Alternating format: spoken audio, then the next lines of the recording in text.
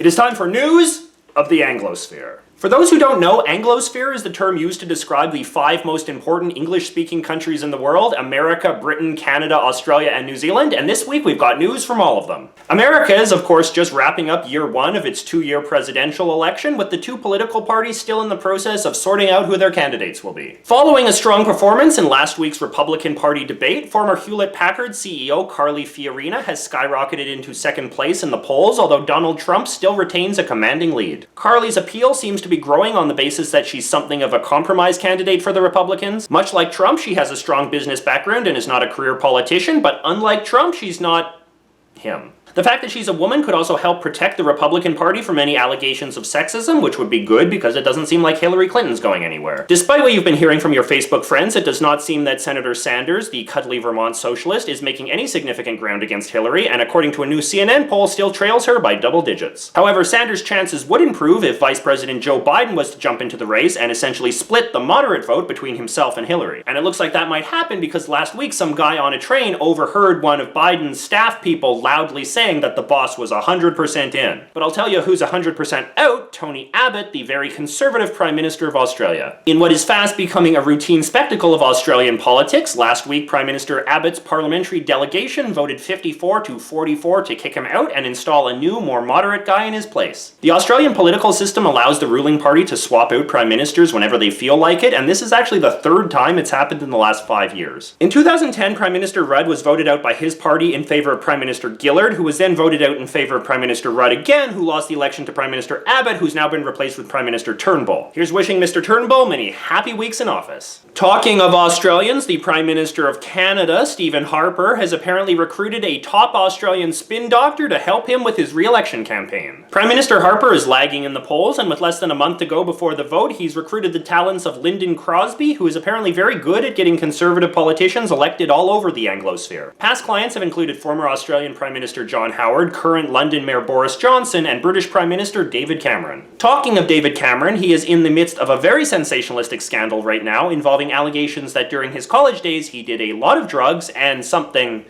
not nice to a severed pig's head as part of some frat boy hazing ritual. The story has done a lot to cheer up Prime Minister Cameron's critics on the British left after a solid week of bad press for their side. On September 12th, the British Labour Party, the main Liberal Party in Great Britain, elected a radical socialist named Jeremy Corbyn to be their new leader. Corbyn has been a member of the British Parliament for over 30 years, but has always been considered on the extreme fringe of his own party. He is an atheist, he opposes the monarchy, he has openly praised Karl Marx, he wants to nationalize the British energy industry, he opposes all wars, and he wants Britain to destroy its nuclear weapons. His election freaked out lots of existing politicians within the Labour Party who are 100% not down for this agenda, and led to fears that this once mighty political party could soon become bogged down in infighting and open revolt against their leader. Or as they say in Australia, a Tuesday. Talking of votes with significant consequences, the biggest political controversy in New Zealand right now centers around a 2-part referendum proposal to pick a new national flag. See, this is the current flag of New Zealand, which the Prime Minister of the country thinks is too boring and too British for a country as fun and interesting as his. So his government commissioned a panel and came up with these 4 alternatives. The people of New Zealand will decide which of the 4 flags they like best this winter, and then the most popular of the 4 will go head-to-head with the old flag for a second vote in March. The only problem is the people of New Zealand don't seem to actually want a new flag. A recent poll showed the idea has a 70% disapproval rating, making it the 2nd most unpopular idea in the Anglosphere at the moment, slightly below the number of Brits who don't think Jeremy Corbyn looks like a prime minister, but 10 points higher than the number of Americans who disapprove of Donald Trump. And that's your news update on behalf of the Anglosphere, where one language is good enough.